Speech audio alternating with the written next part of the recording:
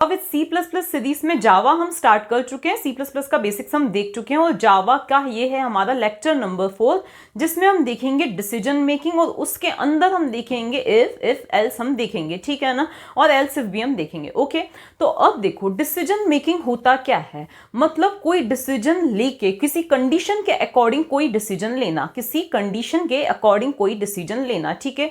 Real life में भी हमें कुछ कंडीशंस के अकॉर्डिंग डिसीजंस लेने पड़ते हैं। लाइक आप मार्केट से कोई सब्जी लेने गए हो, अगर वो नहीं है तो उसके अल्टरनेट में दूसरी सब्जी ले लेना, अगर कोई सी सब्जी महंगी है तो उसके अल्टरनेट में दूसरी सब्जी ले लेना, या फिर अगर बारिश हो रही है तो बाहर नहीं जाना, नहीं हो रही है तो बाहर जाना। तो ऐसी बहुत सारी रियल वर्ल्ड में चीजें होती हैं जिसमें हमें कोई कंडीशन देख के डिसीजन लेना पड़ता है, ठीक है।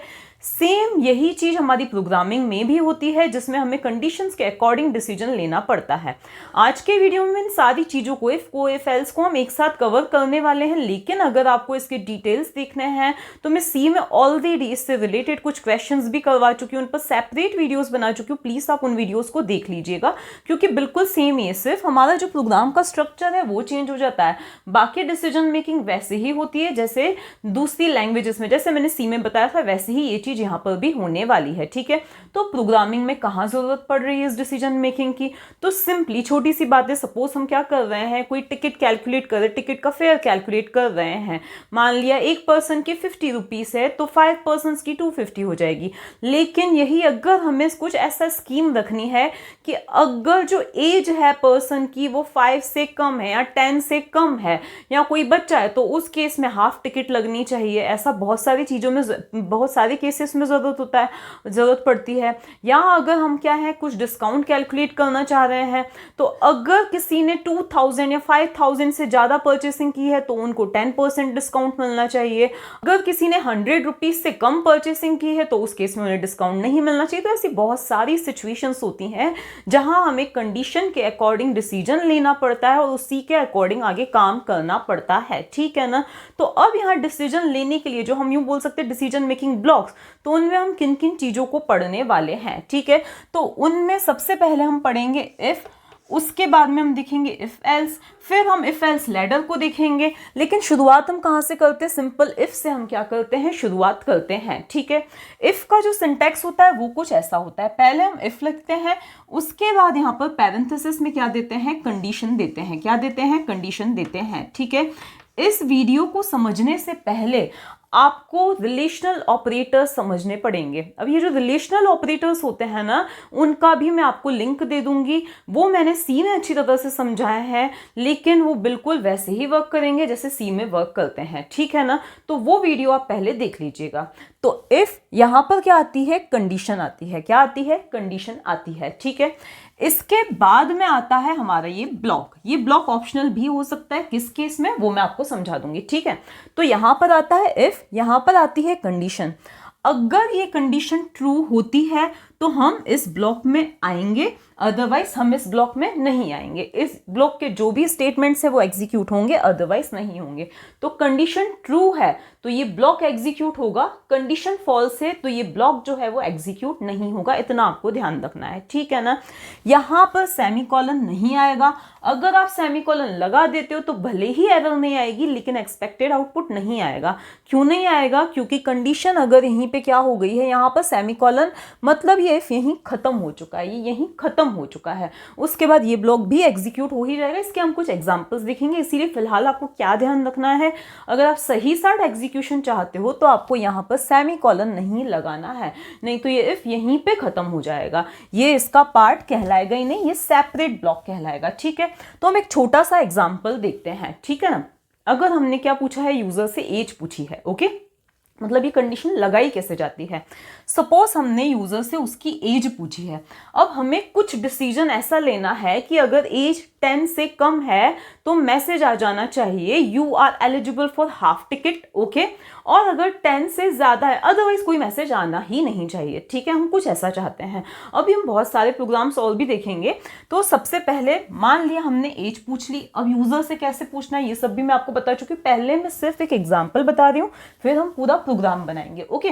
तो मान लिया एक एज है एज की वैल्यू जो है वो क्या है 9 है। एज की वैल्यू क्या है 9 है, वो जो चाहे वो यूजर ने दी हो या आपने ऐसे ही अज्यूम कर ली हो, ठीक है। इसके बाद में हम यहाँ पर लिखेंगे if age is less than 10, हमारा जो क्राइटेरिया है वो क्या है कि 10 से कम वालों की हाफ टिकट लगनी चाहिए, ठीक है।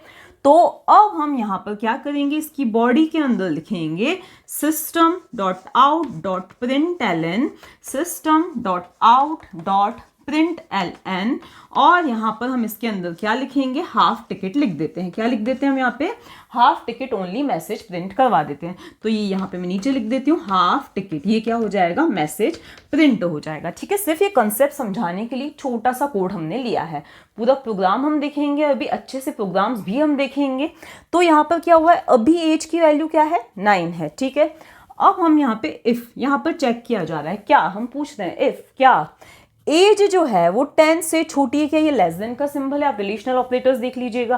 तो एज की अभी वैल्यू क्या है 9 है, 9 क्या 10 से छोटा है क्या, तो कंडीशन ये क्या बोल रहा है, ये सही बोल रहा है गलत बोल रहा है, ये हमें बोल रहा है, हमसे पूछ रहा है क्या 9 जो है वो 10 से छोटा है क्या, हाँ है। तो इसका रिजल्ट क्या आ जाएगा, ट्रू आ जाएगा। क्या आ जाएगा, ट्रू, क्योंकि ये सही बोल रहा है, ठीक है। तो 9 इज लेस देन 10, 9 10 से छोटा है, कंडीशन क्या हो गई, ट्रू। अगर कंडीशन ट्रू हो गई है तो हम इसके अंदर आएंगे, इस ब्लॉक के अंदर आएंगे, और क्या प्रिंट हो जाएगा, हाफ टिकट क्या हो जाएगा, प्रिंट हो जाएगा, ठीक है। या अगर आप यहाँ पे एक आधी और स्टेटमेंट्स भी देना चाहते हो, मैं डायरेक्टली SOP लिख देती हूँ, SOP, और फिर दे देते हो वेलकम, या वेलकम को छोड़ो, यहाँ पे कुछ और आप दे देना चाहते हो, हेलो आप दे देना चाहते हो, ठीक है ना। तो उस केस में ये चीज एग्जीक्यूट होगी, और ये यहाँ 10 12 20 जितने भी स्टेटमेंट्स आप इस इफ के ब्लॉक के अंदर लिखते हो वो सारे एग्जीक्यूट हो जाएंगे। इसके बाद हम इसके बाहर आएंगे, और यहाँ पे जो भी कोड होगा, यहाँ पे हम लिख देते हैं रेस्ट ऑफ द कोड। क्या लिख देते हैं हम, रेस्ट ऑफ द कोड, जो भी बाकी का कोड होगा वो क्या होगा, एग्जीक्यूट होगा ही होगा। तो मान लिया हमने यहाँ पे लिख दिया है वेलकम, तो वो वेलकम भी क्या हो जाएगा, प्रिंट हो जाएगा, ठीक है ना। तो अगर ये कंडीशन ट्रू है तो पहले हाफ टिकट हेलो वेलकम, ये क्या हो गया, प्रिंट हो गया, ठीक है। मान लिया यही एज क्या होती, 19 होती, क्या होती, 19 होती। क्या 19 जो है वो 10 से छोटा है क्या, तो 19 जो है वो 10 से क्या है, बड़ा है। तो ये जो बोल रहे हैं वो गलत बोल रहे हैं, तो उसको हम क्या बोलेंगे, फॉल्स बोलेंगे। क्या बोलेंगे हम, फॉल्स बोलेंगे।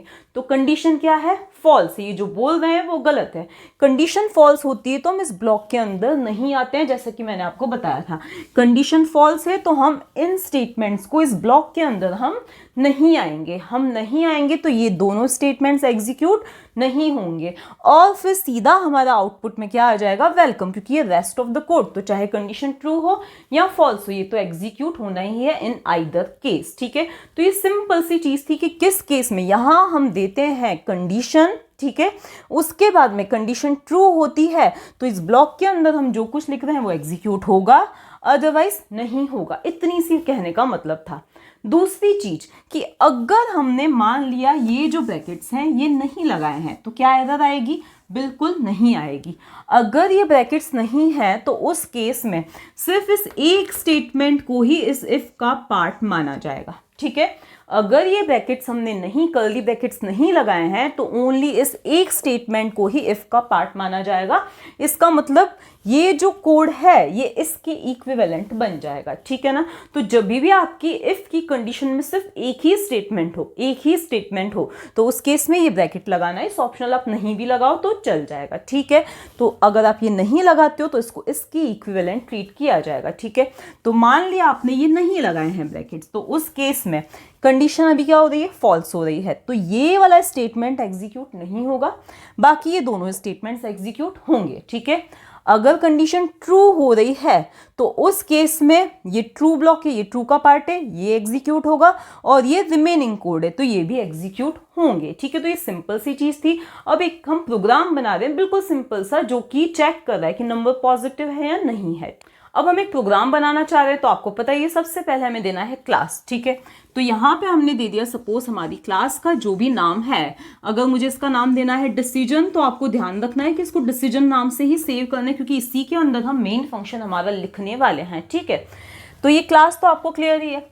इसके बाद में हम क्या लिखते हैं, अब आपको पता है कि हम लिखते हैं पब्लिक। क्यों लिखते हैं इसका रीजन मैंने आपको फर्स्ट वीडियो में ही बता दिया था, जब हमने जावा स्टार्ट किया था उसके सेकंड वीडियो में ही मैंने ये चीज क्लियर कर दी थी, ठीक है। तो जावा के वीडियो नंबर 2 में आप देख सकते हैं उसको। इसके बाद पब्लिक स्टैटिक, और फिर हम क्या लिखते हैं, वॉइड लिखते हैं, मेन लिखते हैं। अब ये चीज हर वीडियो में मैं आपको नहीं समझाने वाली हूँ, ठीक है।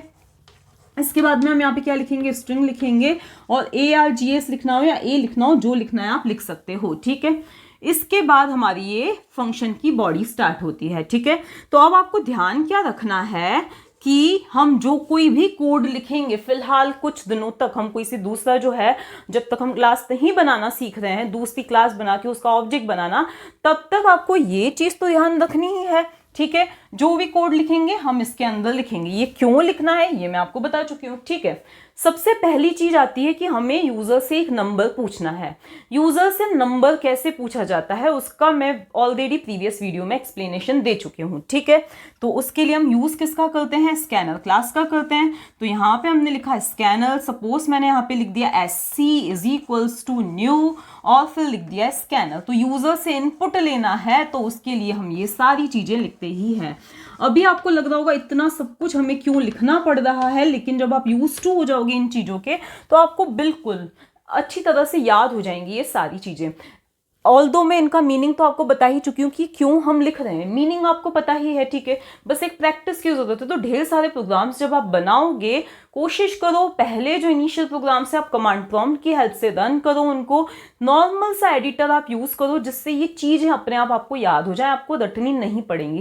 क्योंकि कोई और एडिटर आप आईडी आप यूज करते हो तो उस केस में ये चीज आपको लिखी हुई मिलेंगी, ठीक है ना। तो उससे बेटर है पहले आप लिखने की प्रैक्टिस करो इनको, उसके बाद किसी और आईडी पे आप जंप करो, ठीक है। तो ये हुआ आपका स्कैनर। इसके बाद में हमें क्या करना है, एक इंटीजर चाहिए, ठीक है। तो int I is equals to, यहाँ पे हमने क्या लिख देना है, SC डॉट नेक्स्ट इंट। क्या लिख देना है, SC डॉट नेक्स्ट इंट, ये हमें लिख देना है, ठीक है। इससे क्या होगा कि सबसे पहले यूजर से एक इनपुट लिया जाएगा, उसको इंटीजर में एक तरह से समझ के लो कन्वर्ट करके I के अंदर स्टोर कर दिया जाएगा। कुछ नहीं, बस ये समझ लो आप जो भी एंटर करोगे उसको इस आई के अंदर क्या कर दिया जाएगा, स्टोर कर दिया जाएगा, ठीक है। तो आई के अंदर सपोज हमारा नंबर आया है 5, मतलब आपने जो एंटर किया है वो किया 5। इसको मैं रन करके भी आपको बताऊंगी, ठीक है। अब यहाँ पर हमारी शुरू होती है डिसीजन मेकिंग। कैसे लिखें हम, हमें चेक करना है कि क्या नंबर पॉजिटिव है। तो 0 से बड़े जो नंबर होते हैं वो पॉजिटिव होते हैं, ठीक है। तो हम यहाँ पर 0 से बड़े ग्रेटर देन 0, मतलब उसके लिए आई का 0 से बड़ा होना जरूरी है। तो हम यहाँ पे लिखेंगे इफ, ठीक है, I इज ग्रेटर देन 0। हम पूछ रहे हैं कि क्या I जो है वो 0 से बड़ा है क्या। अगर ऐसा है तो हम यहाँ पे लिख देते हैं system dot out dot println, system dot out dot println, और यहाँ पे मैसेज आ जाएगा println, या ओनली प्रिंट दो तो भी चलेगा, ठीक है। प्रिंट, और यहाँ पे मैसेज में क्या आ जाना चाहिए, पॉजिटिव, या नंबर इज पॉजिटिव। और मैसेजेस आपको जितने सजाने संवारने हो आप कर सकते हो, ठीक है। पॉजिटिव आ जाना चाहिए, ठीक है। इसके बाद मैं ओनली SOP लिख रही हूँ, SOP आउट ऑफ इफ। क्या आ जाएगा, आउट ऑफ इफ आ जाएगा। अब ये चीज एग्जीक्यूट किस तरह से होगी, हम यहाँ पे आए। सबसे पहले इन 2 लाइंस की हेल्प से आपसे नंबर पूछा गया, वो आई में स्टोर हो गया, ठीक है। इसके बाद if I is greater than 0, आई की अभी वैल्यू क्या है, 5 है, ठीक है। क्या 5 बड़ा है क्या 0 से, देखो ये जो बोल रहा है, ये बोल रहा है 5 0 से बड़ा है, हाँ है, कंडीशन ट्रू। कंडीशन ट्रू है, इसका मतलब ये ब्लॉक एग्जीक्यूट होगा। इस ब्लॉक के अंदर हमने लिखा है system dot out dot print positive, मतलब आउटपुट क्या आ जाएगा, पॉजिटिव। हमारी स्क्रीन पर लिखा हुआ आएगा पॉजिटिव। क्या लिखा हुआ आ जाएगा, पॉजिटिव लिखा हुआ आ जाएगा, ठीक है। ये एग्जीक्यूट होगा क्या, हाँ बिल्कुल होगा, क्योंकि out of if in either case ये एग्जीक्यूट होना ही है। तो क्या आ जाएगा, आउट ऑफ इफ भी लिखा हुआ आ जाएगा। क्या आ जाएगा, आउट ऑफ इफ भी लिखा हुआ आ जाएगा, ठीक है। आप चाहो तो यहाँ पर आई, ओनली आई लिख दो, उस नंबर को प्रिंट करवा दो, नो प्रॉब्लम, ठीक है। ये हो गया हमारा। तो ये हमने देखा कि सिंपल इफ किस तरह से वर्क करता है, ठीक है। अब मान लिया आपने नंबर दिया होता -5, यही आपका नंबर होता -5, आई में -5 स्टोर होता। आपको क्या करना है, इसी प्रोग्राम को दूसरी बार रन करना है, इनपुट में देना है -5, ठीक है। अब क्या हमारा -5 0 से बड़ा है, तो सोचो क्या ये सही बोल रहा है, -5 ग्रेटर देन 0, क्या ऐसा है क्या? नहीं है। कंडीशन फॉल्स, कंडीशन फॉल्स मतलब ये चीज एग्जीक्यूट नहीं होगी, ये एग्जीक्यूट नहीं होगी, लेकिन ये तो होगी, और ओनली आउटपुट में क्या आ जाएगा, आउट ऑफ इफ आ जाएगा। ठीक है, तो ये हमने दोनों केसेस में ड्राई रन करके देख लिया। ओके, अब मान लेते हैं कि हाँ आपने नंबर नेगेटिव दिया, तो उस केस में ओनली आउट ऑफ इफ आ रहा है, कुछ ऐसे बता नहीं रहा है कि जैसे मान लिया यही क्या है कि आपको चेक करना है कि आप किसी पर्टिकुलर चीज के लिए वोट देने के लिए एलिजिबल हो या नहीं हो। ठीक है, तो उसने अगर एलिजिबल हो तो बता दिया एलिजिबल हो, लेकिन अगर नहीं हो तो कोई मैसेज नहीं आ रहा है, तो क्यों ना हम मैसेज दे दें कि नहीं आप नहीं हो एलिजिबल। नंबर पॉजिटिव है तो पॉजिटिव आ रहा है, लेकिन अगर नंबर नेगेटिव हो तो ऐसा भी आना चाहिए नंबर इज नेगेटिव, तो उसके लिए हमें एल्स का यूज करना है। अब एल्स को कैसे यूज किया जाता है? एल्स का मतलब होता है नहीं तो, एक तरह से अगर हम हिंदी में बोलें तो नहीं तो। ठीक है, अगर ये चीज हो जाए तो ठीक है, अदरवाइज ये काम कर लेना। ओके, तो वैसे ही कुछ एल्स का मीनिंग होता है। यहाँ आता है हमारा इफ। अब एल्स को हम ऐसे अकेले यूज नहीं कर सकते, वो इफ का ही पार्ट होता है, क्योंकि अगर हम बोल दें नहीं तो ये कर लेना, सिंपली अगर हम किसी को बोलें तो वो क्या समझेगा, हम कोई कंडीशन देंगे, वो हो तो ठीक है, नहीं तो ये काम कर लेना, तो इफ से ही जुड़ा हुआ होना चाहिए। ठीक है, तो यहाँ पे हम देते हैं इफ कंडीशन, यहाँ पे क्या दी मैंने, कंडीशन। अब यहाँ पे मैं ना कुछ स्टेटमेंट लिख रही हूँ, यहाँ पे मैंने लिख दिया स्टेटमेंट नंबर 1, स्टेटमेंट नंबर 2, और फिर यहाँ पे मैंने लिख लिया एल्स, और फिर इसकी बॉडी के अंदर मैंने लिख लिया स्टेटमेंट नंबर 3। यहाँ पे क्या लिख दिया मैंने, स्टेटमेंट नंबर 3। इसको थोड़ा सा यूँ आइसोलेट कर देते हैं, तो स्टेटमेंट नंबर 3, और यहाँ पे मैंने लिख दिया स्टेटमेंट नंबर 4। ठीक है, अब इसको ध्यान से समझो, ये जो है 1 और 2 इस इफ के पार्ट से, ये स्टेटमेंट 3 जो है एल्स का पार्ट है, और ये स्टेटमेंट 4 जो है इन सभी के बाहर है। ठीक है, अगर कंडीशन आपकी ट्रू होती है तो ये दो स्टेटमेंट्स एग्जीक्यूट होंगे। मान लिया आपकी जो कोई कंडीशन है वो फॉल्स हो रही है, तो ये एल्स का मतलब ये है कि ऊपर वाले अगर जो है फॉल्स हो जाए तो यहाँ पर आना है, फॉल्स हो जाए तो ही यहाँ पर आना है। ठीक है, तो ये एल्स का कहने का मतलब है कि अगर ये कंडीशन फॉल्स है तो ये एग्जीक्यूट होगा, मतलब स्टेटमेंट नंबर 3 एग्जीक्यूट होगा। स्टेटमेंट नंबर 4 जो है इन आइदर केस एग्जीक्यूट होगा ही होगा। तो अब देखो हमारे पास क्या चांसेस हो सकते हैं। सबसे पहली बात, कंडीशन ट्रू है, ये वाली जो कंडीशन है वो ट्रू है। कंडीशन अगर हमारी ट्रू है तो उस केस में आउटपुट आएगा स्टेटमेंट 1, स्टेटमेंट 2, स्टेटमेंट 4।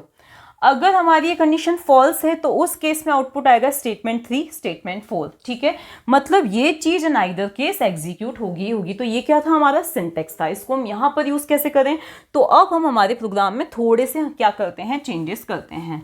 यहाँ पर हम लिख देते हैं एल्स, यहाँ पर हम किसको ऐड कर देते हैं, एल्स को ऐड कर देते हैं। ठीक है, यहाँ पे हमने दे दिया एल्स, और यहाँ पर एल्स में ना कोई कंडीशन नहीं आती, क्योंकि एल्स का मतलब ये है कि ऊपर की सारी कंडीशंस अगर फॉल्स हो जाए तो ये चीज एग्जीक्यूट होगी, तो उसमें कंडीशन का कोई चांस ही नहीं है। ठीक है, यहाँ हमने एल्स लिखा, मैं यहीं पे कर्ली ब्रैकेट लगा रही हूँ, SOP that system dot out dot print LN, हमें यहाँ पे क्या लिख देना है, नेगेटिव। क्या लिख देना है, नंबर जो है वो हमारा क्या है, नेगेटिव है। क्या है, नेगेटिव है। ठीक है ना, ये हमने दे दिया। इसके बाद में ये इसकी क्लोजिंग हमने कर ली। अब यहाँ पे मैंने दे दिया है SOP मतलब system dot out dot print LN, यहाँ पे क्या आ जाए, आउट ऑफ इफ आ जाए, यहाँ ओनली आउट आ जाए। ठीक है, ये आ गया आउट। ओके, इसके बाद में हमें इन दोनों की क्लोजिंग कर देनी है। ठीक है, अब हम वापस से इसको ड्राई रन करते हैं। आपको रन करना है प्रोग्राम और इनपुट देना है। चलो, अब आई की वैल्यू सपोज आपने क्या दे दी है, 7 दे दी है। क्या दे दी है, 7 दे दी है। क्या 7 0 से बड़ा है क्या, तो कंडीशन क्या हो रही है, ट्रू हो रही है, क्योंकि 7 0 से बड़ा है, कंडीशन क्या है, ट्रू है। कंडीशन ट्रू है तो आउटपुट आ जाएगा पॉजिटिव। क्या लिखा हुआ आएगा, पॉजिटिव लिखा हुआ आ जाएगा, पॉजिटिव लिखा हुआ आ जाएगा, क्योंकि अगर ये कंडीशन ट्रू है तो इसको चेक करने का तो कोई सवाल ही नहीं उठता, मतलब यहाँ जाने का तो सवाल ही नहीं उठता है। ठीक है, तो हम यहाँ पर नहीं आएंगे, और ये आउट भी साथ में प्रिंट हो जाएगा, तो उस केस में आउटपुट आएगा पॉजिटिव आउट, अगर आपने कोई पॉजिटिव नंबर दिया है। मान लिया आपने इनपुट में दिया होता -7, मतलब आपको फिर से रन करना है और -7 देकर देखना है। जब आपने -7 दिया तो क्या -7 0 से बड़ा है, नहीं है, -7 0 से बड़ा नहीं है। कंडीशन जो है ये फॉल्स है। कंडीशन फॉल्स है तो उस केस में हम एल्स पर आएंगे, एल्स पर आएंगे और क्या प्रिंट हो जाएगा, नेगेटिव प्रिंट हो जाएगा। क्या प्रिंट हो जाएगा? नेगेटिव प्रिंट हो जाएगा, और ये आउट भी प्रिंट होगा ही होगा, नेगेटिव आउट ये प्रिंट हो जाएगा। ठीक है, अब अगर हमने दिया है 0, आई की वैल्यू दी है 0, क्योंकि हमने कंडीशन कुछ इस तरह से लगाई है कि 0 जो है क्या 0 से बड़ा है? नहीं है, 0 0 से बड़ा नहीं है। ठीक है, तो यहाँ पर नहीं आएंगे, हम एल्स में आ जाएंगे और नेगेटिव आ जाएगा, क्योंकि एल्स ऐसा सोचता नहीं है, खुद से नहीं सोचता, ये हमने इसको बताया कि भाई ऊपर की कंडीशन फॉल्स, तो आपको एग्जीक्यूट होना ही होना है। तो क्या आ जाएगा? नेगेटिव, और आउटपुट आ जाएगा। अब इसमें हम 2 करेक्शंस कर सकते हैं जिससे सही आउटपुट है, क्योंकि 0 को पॉजिटिव में ही माना जाता है, तो हम कंडीशन में कुछ ऐसे चेंजेस कर दी, ग्रेटर देन, इक्वल टू, मतलब यहाँ बड़ा हो या 0 के इक्वल हो, दोनों में से एक भी कंडीशन ट्रू हो जाए, मतलब इसको ट्रू माना जाए, और क्या आ जाए? पॉजिटिव आउटपुट आ जाए। या हम चाहते हैं कि नहीं 0 के लिए सेपरेट कुछ क्या होना चाहिए? प्रिंट होना चाहिए, नंबर इज 0, तो उस केस में हम एक और कंडीशन ऐड करेंगे, ये इफ के ही अलावा एक और कंडीशन ऐड करेंगे। तो अब हम देखते हैं एल्स इफ, उसके लिए हमें क्या यूज करना है? एल्स इफ, जब हमें मल्टीपल कंडीशंस देनी है, क्योंकि यहाँ पे सिर्फ एक ही कंडीशन है, अगर कंडीशन ट्रू तो ये, फॉल्स तो मतलब अगर कंडीशन फॉल्स तो ये, लेकिन जब हमें मल्टीपल कंडीशंस देनी है तो उसके लिए यूज किसका किया जाता है? एल्स इफ का यूज किया जाता है। काफी सारी ऐसी सिचुएशंस आती हैं जब हमें बहुत सारी कंडीशंस चेक करनी, लाइक सिंपल सा एग्जांपल है, यूजर की ग्रेड प्रिंट करवानी है अकॉर्डिंग टू परसेंटेज, 90 से 100 के बीच में A+ ग्रेड, अगर 80 से 90 के बीच में है तो A ग्रेड, अगर 70 से 80 के बीच में है B+ ग्रेड। तो यहाँ मल्टीपल कंडीशंस है, बहुत सारी कंडीशंस हैं, तो उस केस में किसका यूज किया जाता है? एल्स इफ का यूज किया जाता है, और ढेर सारे एल्स इफ यूज हो रहे हैं, इसीलिए उसको लैडर भी बोला जाता है, एल्स इफ लैडर भी बोला जाता है। ठीक है ना, तो अब देखो यहाँ पे आती है हमारी फर्स्ट कंडीशन, जैसे एल्स इफ के बिना नहीं आता है वैसे ही एल्स इफ भी इफ के बिना नहीं आता है, तो हमारी जो स्टार्टिंग होगी वो इफ से होगी। यहाँ पे दे देंगे हमारी जो भी है कंडीशन नंबर 1 जो है वो हम यहाँ पे दे देंगे। ठीक है, अगर वो ट्रू होती है तो स्टेटमेंट नंबर में डायरेक्टली लिख देती हूँ S1 S2, सपोज मुझे ये एग्जीक्यूट करने हैं। ठीक है, फिर यहाँ पे मैं दे दूंगी एल्स इफ, यहाँ पे क्या दे दिया मैंने? Else if.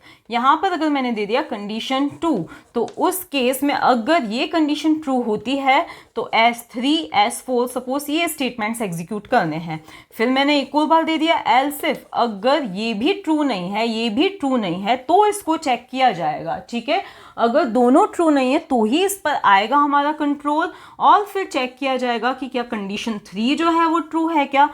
अगर ये ट्रू है तो S5 एंड S6 एग्जीक्यूट होंगे। ठीक है, एल्स, अब मान लिया ऊपर की सारी कंडीशंस क्या हो चुकी हैं? फॉल्स हो चुकी हैं, तो उस केस में हमें जो भी स्टेटमेंट एग्जीक्यूट करने हैं वो हम एल्स पोर्शन में लिख देंगे। ठीक है, तो सबसे पहले इसे चेक किया जाएगा, ट्रू है तो ये दोनों एग्जीक्यूट होंगे, फिर ये सारे एग्जीक्यूट होंगे ही नहीं। मान लिया बाय चांस आपने यहाँ पे कोई ऐसी भी कंडीशन दे दी होती कि जो ट्रू हो रही है, लेकिन अगर ये ट्रू हो गई तो बाकी सब बिल्कुल चेक किए ही नहीं जाएंगे, इस बात का आपको ध्यान देना है, बाकी सब चेक नहीं किए जाएंगे। ठीक है, और फिर हम बाहर आ जाएंगे। अगर ये फॉल्स है तो ही हम यहाँ पे आके इसको चेक करेंगे। ठीक है, ये भी फॉल्स हो गई तो हम यहाँ पर आएंगे, ये भी फॉल्स हो गई तो फाइनली जो हमने एल्स में लिखा है वो एग्जीक्यूट हो जाएगा, वो एग्जीक्यूट हो जाएगा। अब आपके माइंड में ये क्वेश्चन भी आया होगा कि हम सेपरेट सारे इफ अलग अलग से क्यों नहीं दे देती हैं, एल्स इफ हम क्यों कर रहे हैं। ठीक है, तो देखो ऐसा करने का बेनिफिट ये है कि मान लिया कि ये वाली जो कंडीशन है वो ट्रू हो जाती है, तो जैसा मैंने बोला था बाकी सारे एल्स इफ अगर है तो एग्जीक्यूट चेक ही नहीं किए जाएंगे, टाइम बच गया, हम बाहर आ गए। लेकिन अगर हमने ये अलग अलग इफ दिए हैं ना, तो ये कंडीशन ट्रू होने के बावजूद ये सारे इफ भी क्या किए जाएंगे? चेक किए जाएंगे। एल्स इफ का मतलब होता है ऊपर वाले फॉल्स हो तो ही हम तक आओ। ठीक है, ऊपर वालों ने भगा दिया आपको तो ही हम तक आओ, लेकिन इनके कहने का मतलब ये है कि ये भी, ये इंडिविजुअली इफ का मतलब ये है कि सारे चेक होंगे ही होंगे, इसीलिए एल्स इफ बेटर है, टाइम बचाता है। एल्स इफ को समझने के लिए हम हमारे इसी कोड को थोड़ा सा मॉडिफाई करते हैं। तो देखो अगर नंबर 0 से बड़ा था तो पॉजिटिव आ रहा था, अगर मैं यहाँ पे दे देती हूँ एल्स इफ हमारा जो नंबर है वो 0 से छोटा है तो आउटपुट में क्या आना चाहिए, तो यहीं पे मैं ब्लॉक स्टार्ट कर रही हूँ, SOP आउटपुट में क्या आ जाना चाहिए? नेगेटिव आ जाना चाहिए। ठीक है, लेकिन अगर ये दोनों ही फॉल्स हैं, इसका मतलब ऑब्वियसली ना छोटा है ना बड़ा है, मतलब कि क्या है, इक्वल है, तो उस केस में आ जाना चाहिए इट इज 0। ठीक है, तो यहाँ पर हम लास्ट में फाइनली क्या देंगे, एल्स, और फिर आप चाहो तो देखो जैसे इफ में होता है कि एक ही स्टेटमेंट देना है तो आप ब्रैकेट नहीं भी लगाओ तो चलेगा, तो वैसे ही हम यहाँ पे भी लिख सकते हैं एल्स SOP और यहाँ पे दे दिया 0 और फिर मैंने नेक्स्ट लाइन में क्या लिख दिया SOP और यहाँ पे लिख दिया मैंने आउट और फिर यहाँ पे मैंने फंक्शन की और क्लास की एंडिंग कर दी। ठीक है, अब ये रन कैसे होगा ध्यान देना।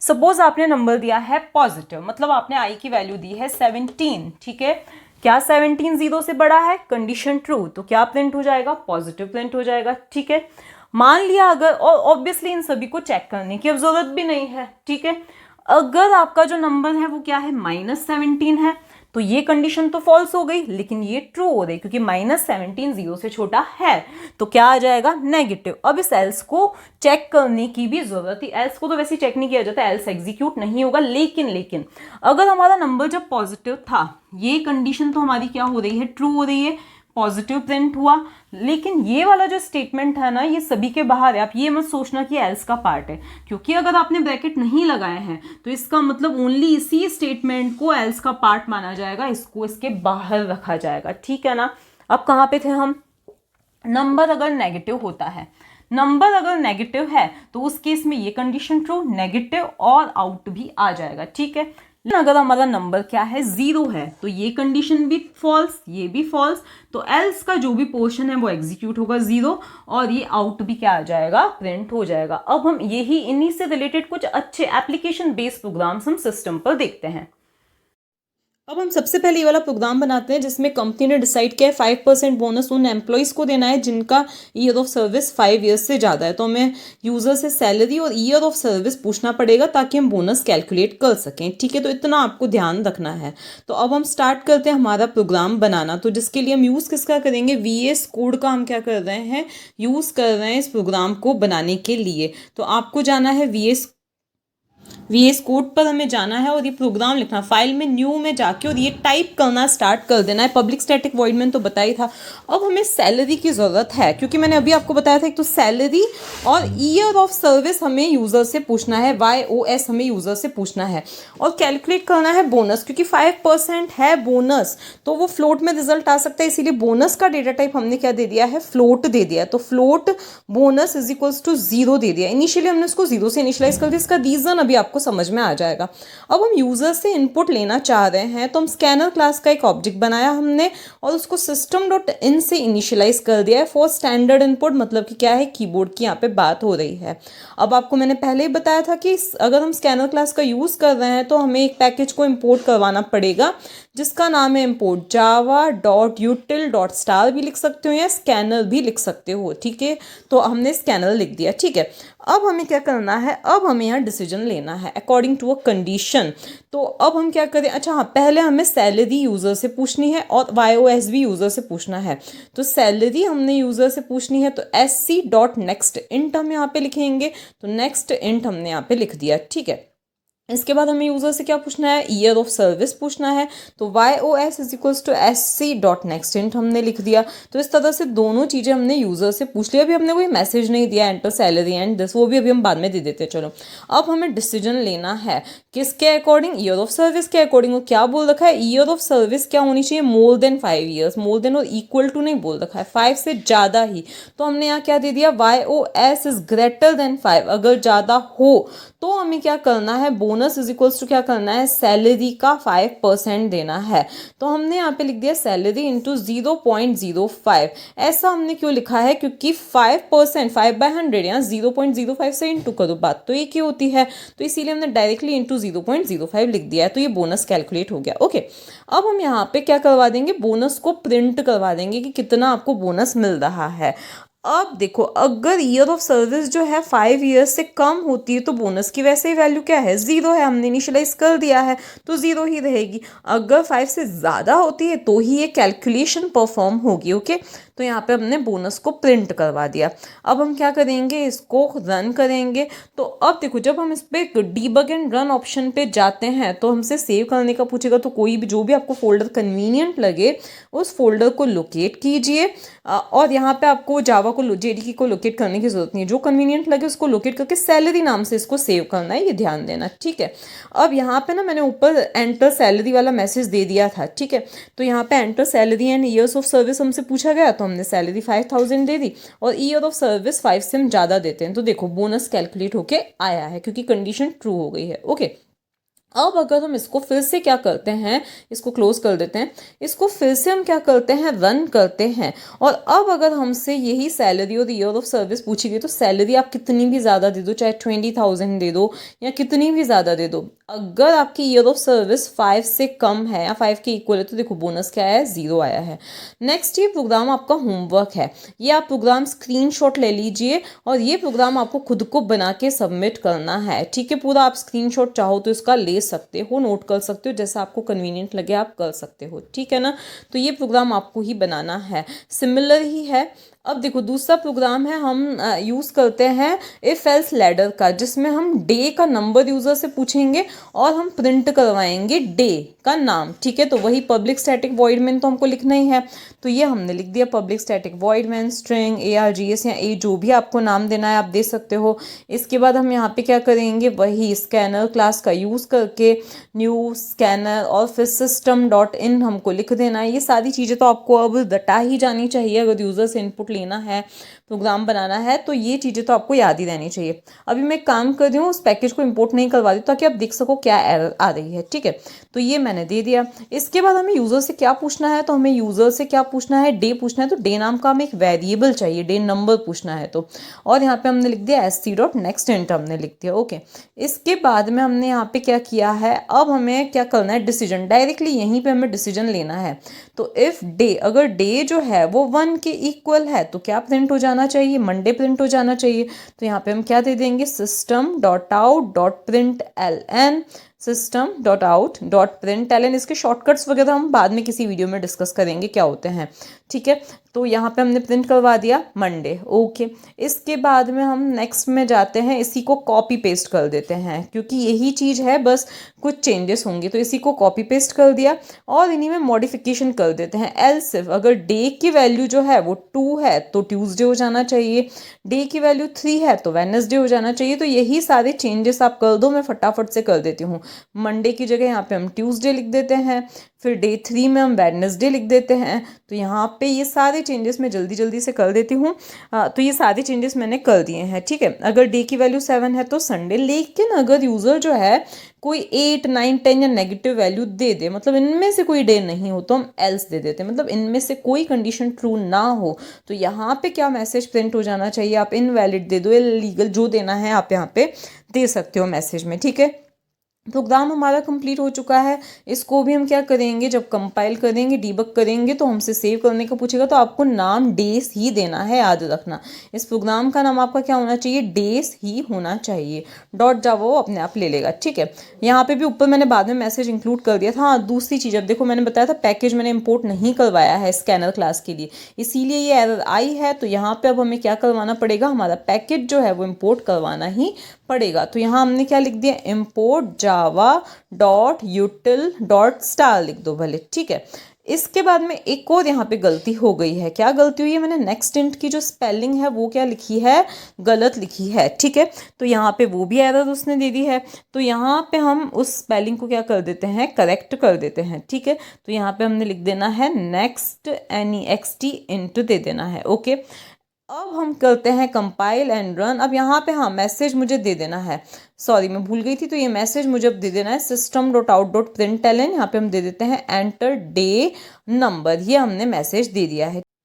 अब एक और वार्निंग आ रही थी, एरर तो नहीं आ रही थी, वार्निंग आ रही थी, जो कि थी कि स्कैनर को हमने क्लोज नहीं किया, तो उसको भी हम क्या कर देते हैं sc.close लिख दिया। अब हम कर सकते हैं इसको कंपाइल एंड रन कर सकते हैं, मतलब डीबग एंड रन हमने किया। तो अब हमने इसको रन किया, हमसे क्या पूछा गया है, डे नंबर पूछा गया, कोई सा भी डे नंबर आप दे दो, उसके इक्विवेलेंट देखो डे ट्यूसडे आ गया, 2 के करस्पॉन्डिंग ट्यूसडे यहाँ पे आ गया है। एक और बार हम क्या करते हैं, इसको रन करते हैं, वो कोई सा इनवैलिड डे देके देखते हैं, ठीक है। तो सपोज मैंने डे नंबर दे देते हैं, कुछ भी दे देते हैं जो 1 से 7 के बीच में ना हो, 8 है, तो इनवैलिड क्या आ गया है हमारा, आउटपुट हमारे सामने प्रिंट हो चुका है। ओके।